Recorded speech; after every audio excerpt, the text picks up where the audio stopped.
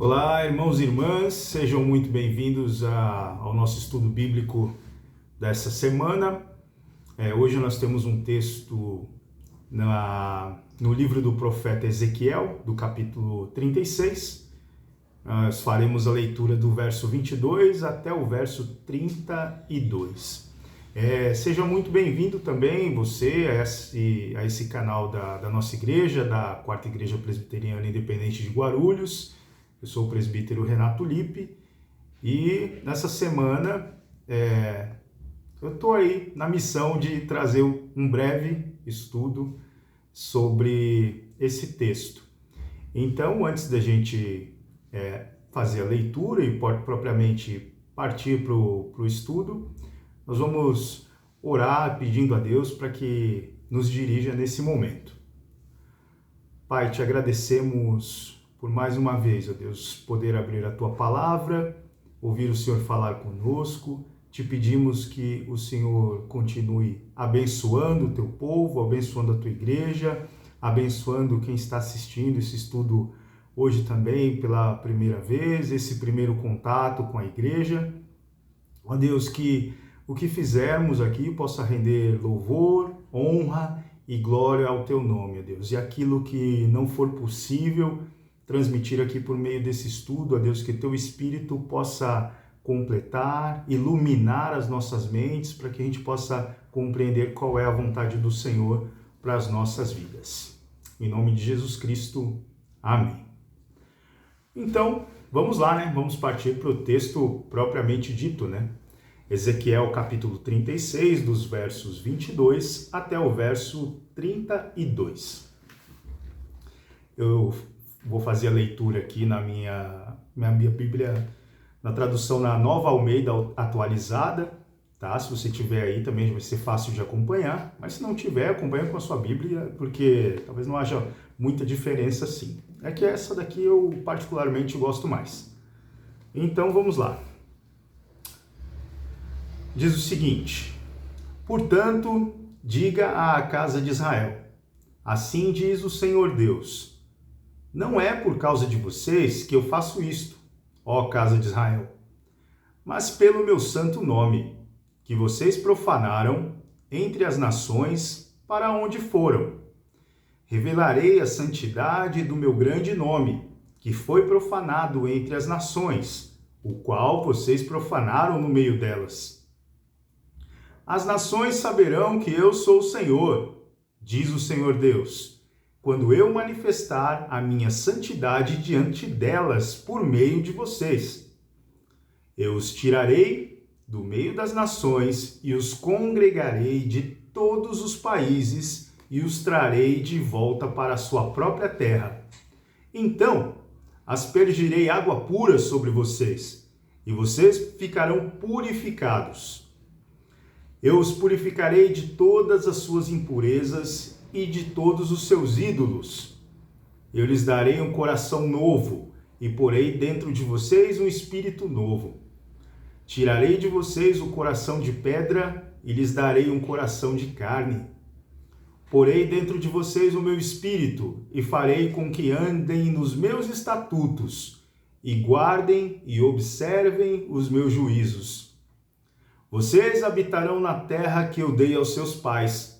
Vocês serão o meu povo, e eu serei o seu Deus. Eu os livrarei de todas as suas impurezas. Farei vir o trigo e o multiplicarei, e não trarei fome sobre vocês. Multiplicarei os frutos das árvores e as colheitas do campo, para que vocês nunca mais passem vergonha entre as nações por causa da fome. Então vocês se lembrarão dos seus maus caminhos e das suas ações que não foram boas, e terão nojo de vocês mesmos por causa das suas iniquidades e das suas abominações. Não é por causa de vocês, fique bem entendido, que eu faço isto, diz o Senhor Deus. Fiquem envergonhados e confusos por causa dos seus caminhos, ó casa de Israel. Amém. Até aí, então, É um texto bem pesado, né? Bem duro, bem direto, né? Onde Deus fala por meio do seu profeta Ezequiel. E Ezequiel foi um profeta, né, do século 6 a.C.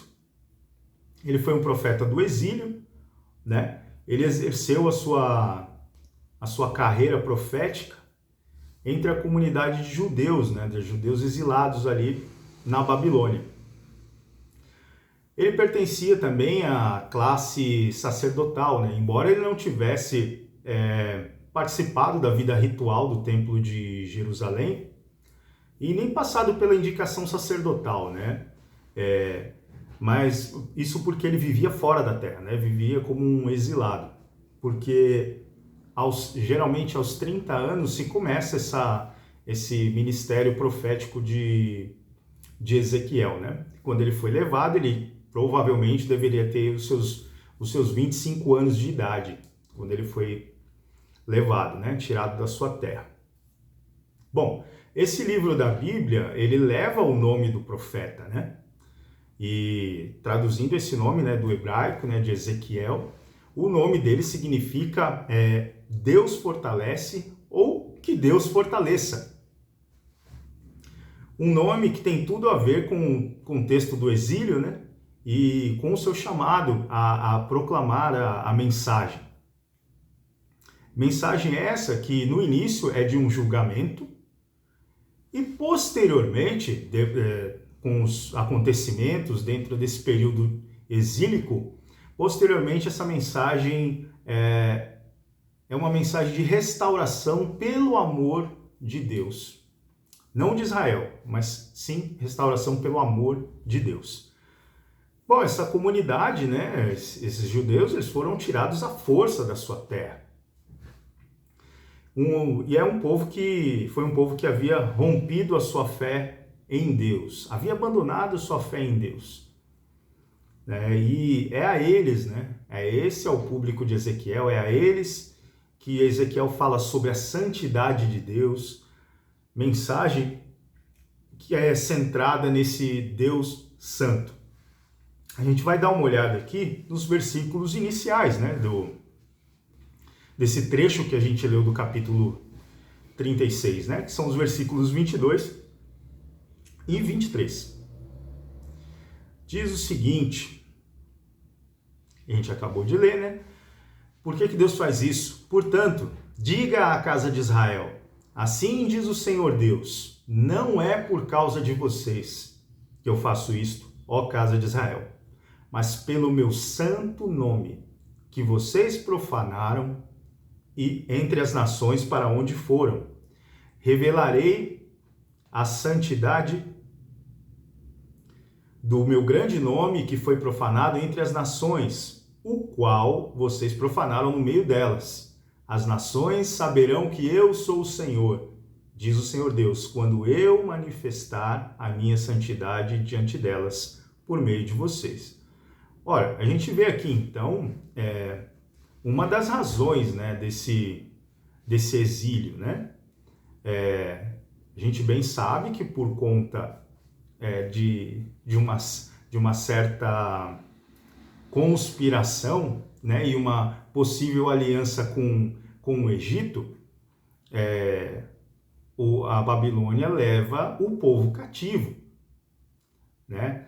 O reverendo Fernando já falou muito sobre isso, né? A questão dos impostos, em que quando Israel tenta se rebelar e não pagar os impostos, essa coisa acontece, o povo é levado cativo, né? Então, esse contexto do exílio, ele é muito, muito difícil, né?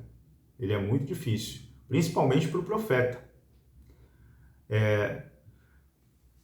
À medida a maneira como o povo vivia, o povo estava profanando o nome de Deus no meio das outras nações.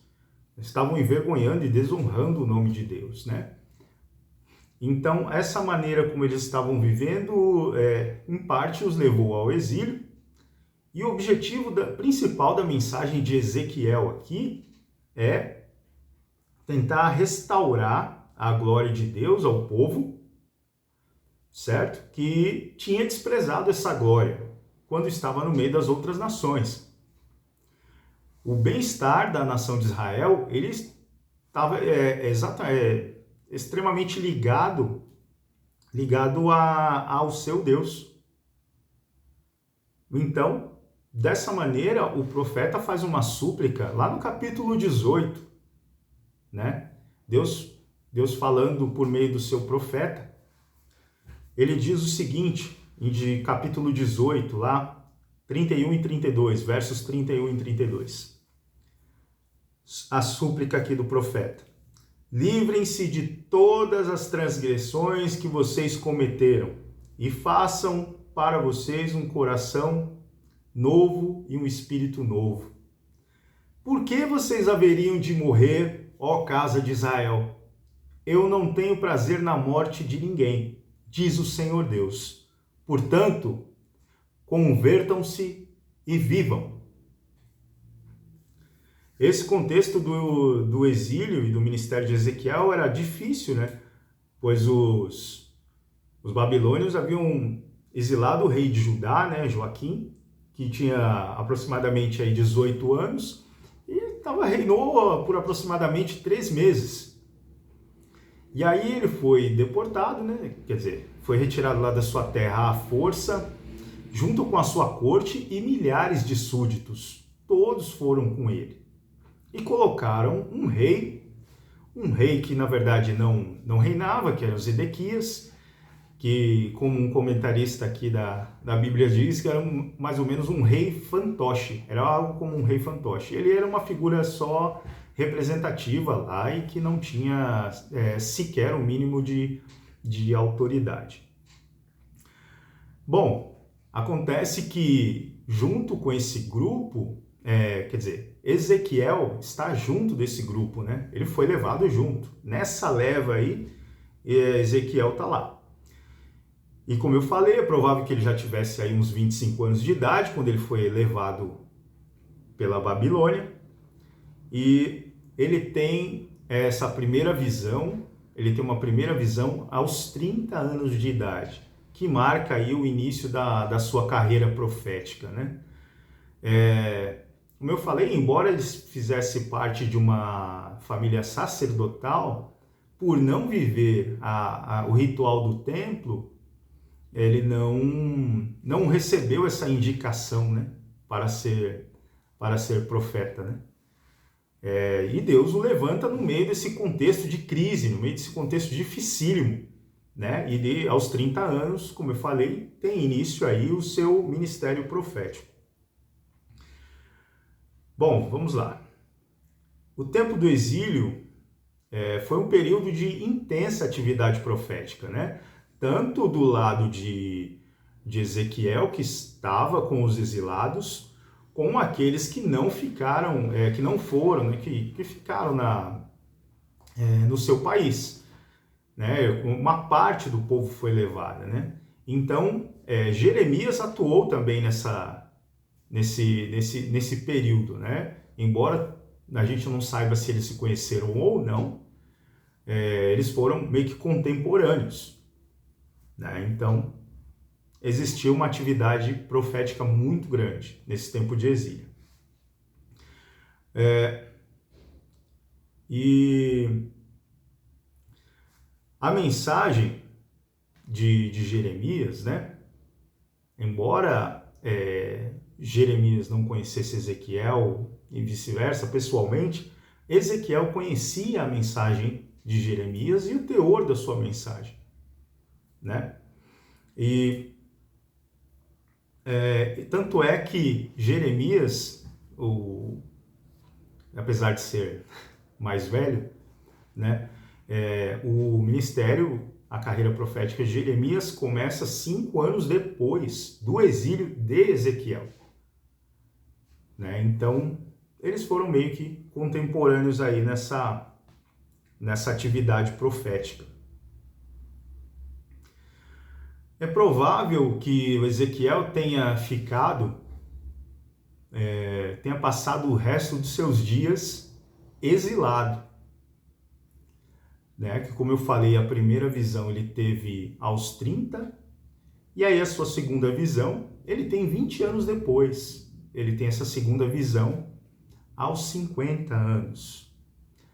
E esse período aí em que ele completa, vamos dizer assim, os 50 anos, esse período coincide com uma profecia de Jeremias, dizendo que o exílio seria longo, né? Que seria um exílio, esse período seria muito longo, muito extenso.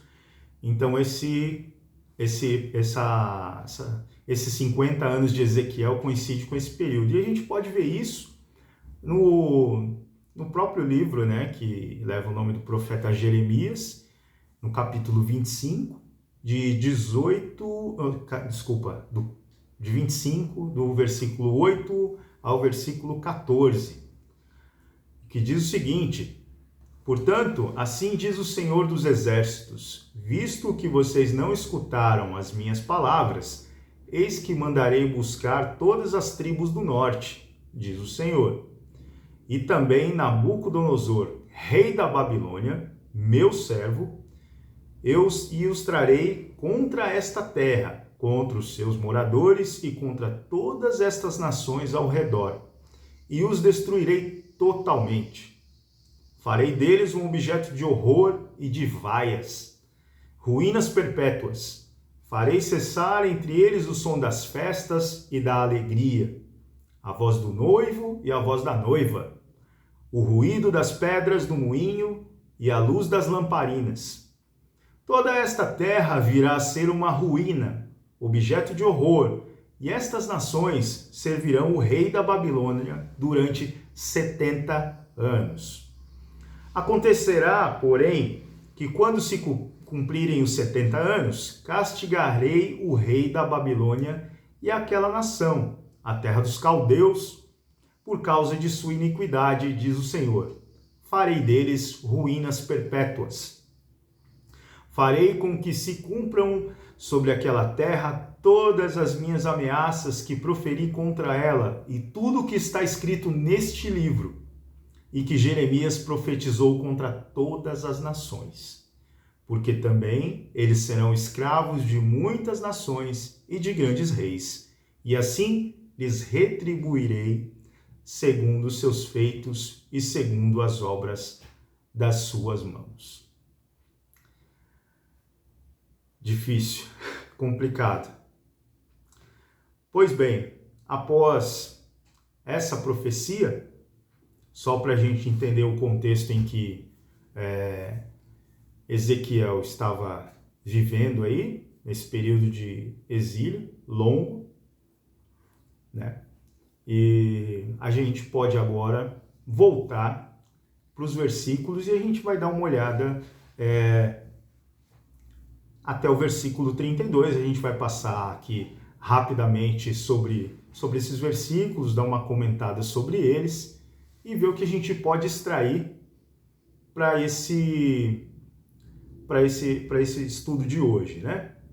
Então vamos lá, nós já fizemos a leitura do versículo 22 e 23, nós vamos agora analisar o versículo 24 e 25, que diz o seguinte: eu os tirarei do meio das nações e os congregarei de todos os países e os trarei de volta para a sua própria terra.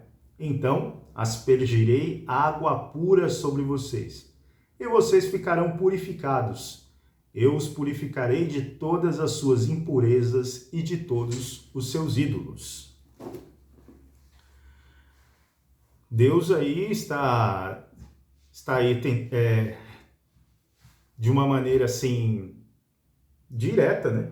Falando o que vai fazer, né? Bem claro, embora o Ezequiel use uma figura de linguagem assim, por mais que ele trate da literalidade, em alguns momentos, se você pegar o livro aqui, ele vai falar sobre montes, né? Profecia contra o monte tal e tudo mais. Isso tem a ver com a nação, com aquilo que Deus vai fazer, né? Por mais que trate da realidade, às vezes o livro de Ezequiel é um pouco complicado porque ele não é muito literal nessa questão. Bom, a restauração da reputação de Deus requer, em primeiro lugar, uma renovação externa, né? Por que uma renovação externa? Porque o povo estava profanando o nome de Deus, né? E o desonrando diante das outras nações. Então, isso requer essa renovação externa do seu povo. Ou seja, o povo dando a Deus a glória que lhe é devida, a glória e a honra que lhe é devida. E aí, esse povo fazendo isso, ele vai honrar a Deus diante das nações. Por isso essa mudança, né? Essa mudança externa. O que vem depois é uma sequência das ações de Deus, né? Uma vez que o povo se arrepende do seu mau caminho e volta a honrar o Senhor, volta a glorificar o Senhor, Deus age de uma maneira aí sequencial, né?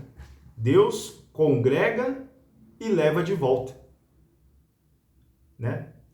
Existe essa mudança, Deus junta o seu povo, tira do cativeiro e os leva de volta.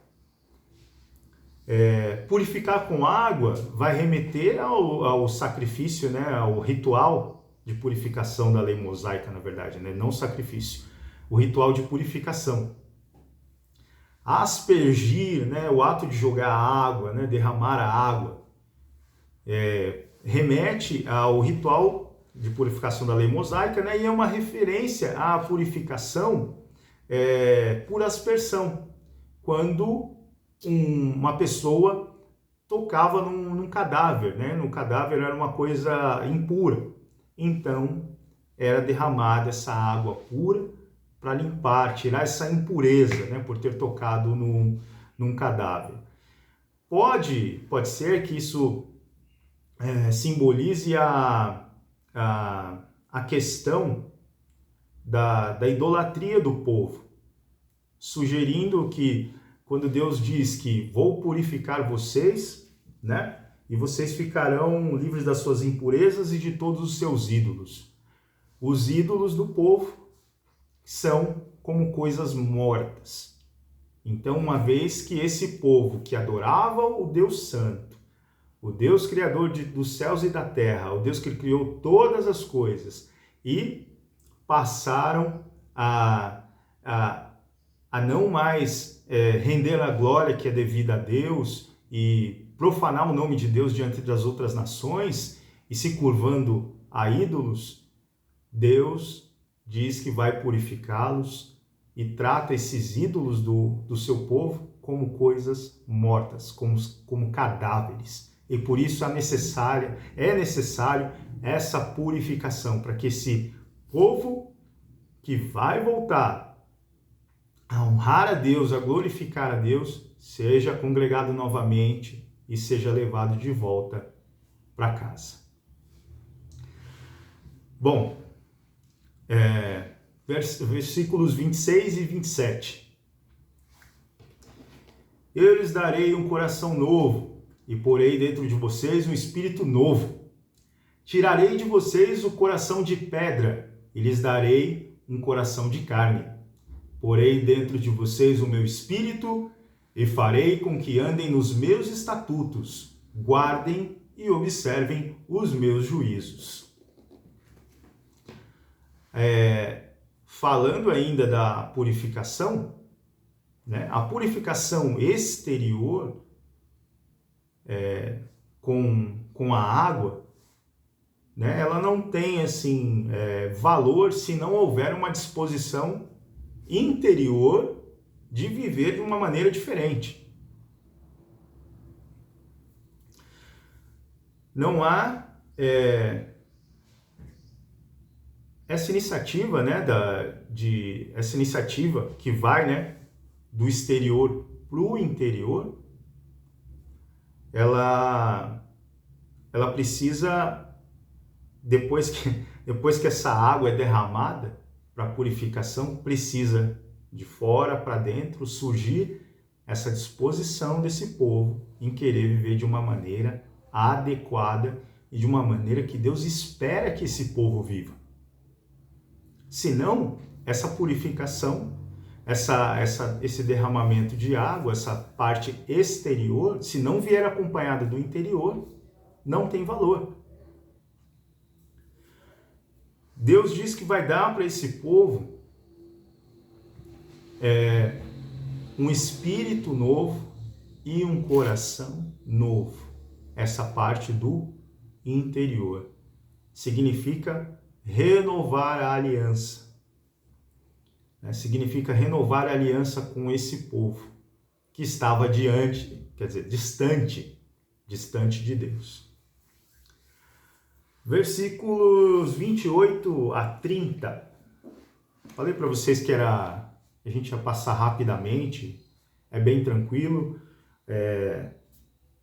até porque não sou teólogo e é um breve estudo para que a gente possa pensar nesse texto. Vamos lá. Vocês habitarão na terra que eu dei aos seus pais. Vocês serão o meu povo e eu serei o seu Deus. Eu os livrarei de todas as suas impurezas e farei vir o trigo e o multiplicarei e não trarei fome sobre vocês. Multiplicarei os frutos das árvores e as colheitas do campo, para que vocês nunca mais passem vergonha entre as nações por causa da fome. Até aí, Deus está falando aqui que vai restaurar, o seu povo. Mas essa restauração do povo aqui pode ser vista também de uma maneira simbólica, pois o objetivo principal de Deus é trazer o seu povo de volta para perto de si. Talvez não geograficamente, mas trazer esse povo, congregar esse povo para que esse povo se volte para Deus. Uma vez que esse povo rompeu com essa fé, para que esse povo volte novamente à sua comunhão com Deus. E esse povo, diante dessa promessa, esse povo agora passa a manter a sua fé, passa a manter a sua fé viva, e mantendo essa fé em Deus, vivendo novamente na presença desse Deus que os quer de volta, que os quer perto de si, eles passam agora a desfrutar das suas ricas bênçãos.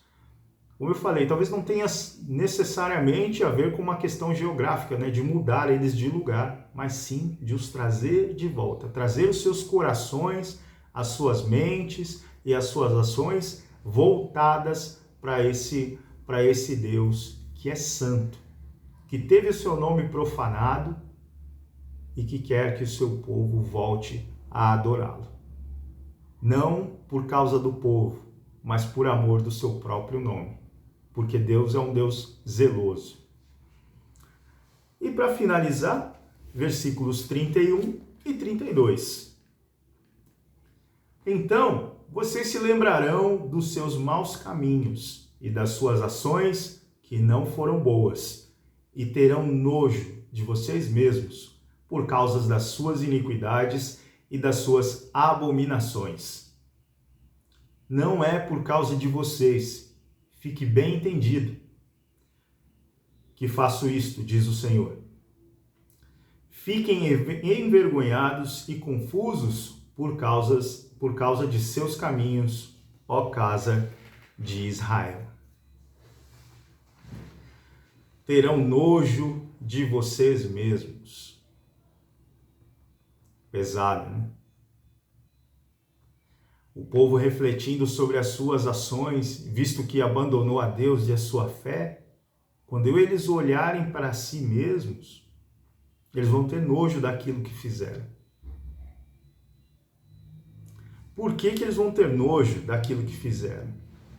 Porque esse povo renovado, congregado, que agora decide voltar o seu coração para Deus, esse povo agora passa a se ver como Deus os vê.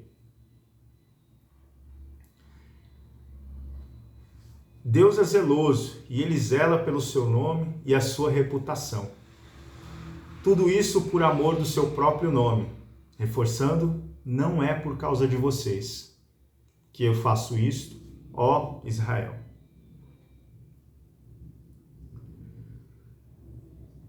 Até aí. E o que esse texto tem a ver com a gente? O que esse texto tem a ver conosco? Como ele serve para os nossos dias? Eu penso que, lendo esse texto agora pela manhã, esse texto tem muito a ver com os nossos dias e com esse período de quaresma, né? Que é esse tempo de reflexão. E cabe aí algumas perguntas, né? Alguns questionamentos para a nossa vida. E um deles é esse, né? Será que a gente tem desprezado a glória de Deus diante dos homens, né? Vivendo de uma maneira que mancha a reputação de Deus?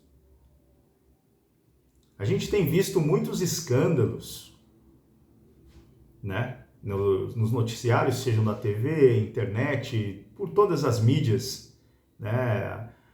Que a gente tem acesso. A gente tem visto muitos escândalos envolvendo homens, mulheres, que são servos de Deus e que envergonham, né, e prejudicam o anúncio do verdadeiro evangelho.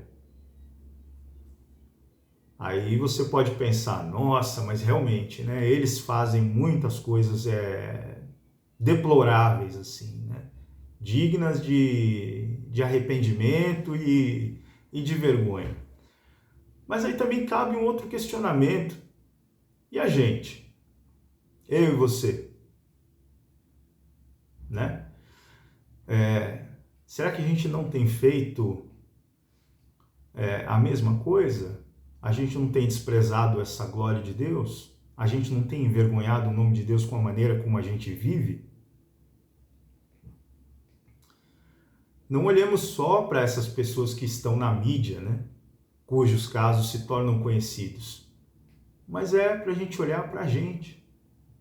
Nós temos que refletir, fazer uma autoavaliação e procurar identificar se a gente está vivendo de acordo com a palavra de Deus, aos padrões que ela estabelece para nós e de acordo com o modelo que é a pessoa de Cristo. Tenho vivido dessa maneira? Ou tenho desprezado a glória de Deus, tenho profanado o seu nome entre os homens, né? Tenho profanado esse nome no meio dos meus colegas de trabalho, profanado esse nome, sei lá, na minha faculdade, no meu bairro. Eu tenho profanado esse nome ou eu tenho vivido de uma maneira que realmente agrada o Senhor?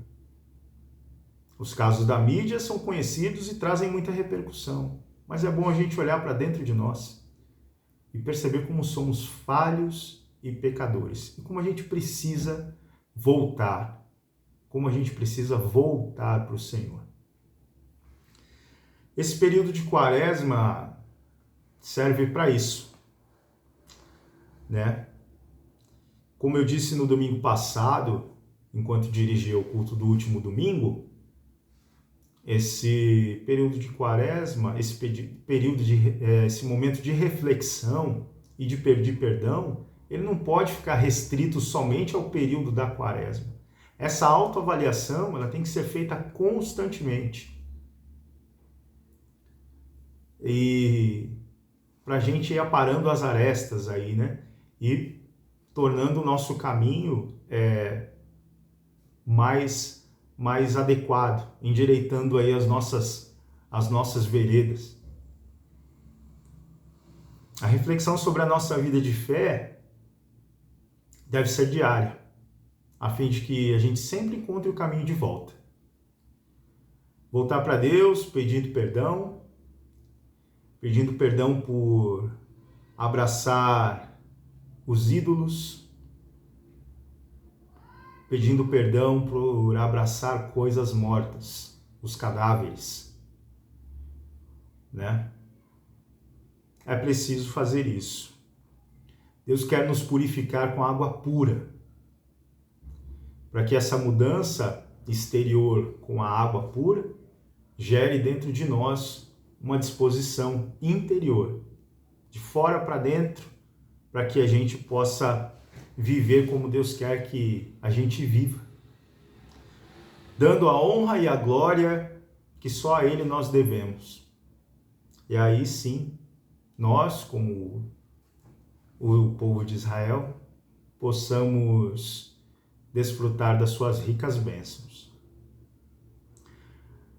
Irmãos e irmãs, e você que de repente não faz parte da nossa igreja, de repente abandonou a fé em algum momento, rompeu com a fé nesse Deus, Deus quer te trazer, Deus quer nos trazer de volta. É preciso que a gente volte. Se você se perdeu pelo caminho, levante-se, coragem, força, levante-se. Trace uma nova rota aí nesse seu GPS, recalcule essa rota para que você encontre o caminho de volta para Deus. Quando a gente se perde, que está dirigindo pelo caminho, né, e por uma distração você não ouve o GPS, você não entra onde deveria entrar, ou não segue como deveria seguir, ou entra num lugar onde você não deveria, você sempre escuta recalculando a rota. E aí você vai e chega até o seu destino. Quem sabe também não é tempo de você recalcular a sua rota e voltar para os braços de amor de Deus, voltar para os braços do Pai, voltar para os braços de amor desse nosso Pai celestial. Deus nos ama, irmãos e amigos. Deus nos ama e nos chama ao arrependimento. Nos quer perto dele. Ele faz isso por amor do seu próprio nome, porque a glória é só dele. Para que assim, como filhos amados, nós possamos brilhar como luzeiros neste mundo. Na cruz, Deus reconcilia consigo o mundo. Quaresma é tempo de arrependimento, de cinza sobre a nossa cabeça, de nos envergonharmos das nossas ações e termos nojo das ações que nos afastam de Deus. Mas também é tempo de restauração. Assim como Deus dá essa esperança ao povo de que após esse período, esse povo seria restaurado, congregado e levado de volta, Deus quer que nos arrependamos, nos ajuntemos e voltemos para Ele. Que esse seja o nosso desejo, um desejo de restauração, de renovar as nossas esperanças em Deus, de renovar a nossa fé em Deus e seguir no caminho que Ele preparou para nós. Que Deus nos abençoe e nos guarde e que Ele possa falar sempre aos nossos corações. É tempo de arrependimento e de restauração. Deus nos abençoe no nome de Cristo. Amém. E até uma próxima. Até lá.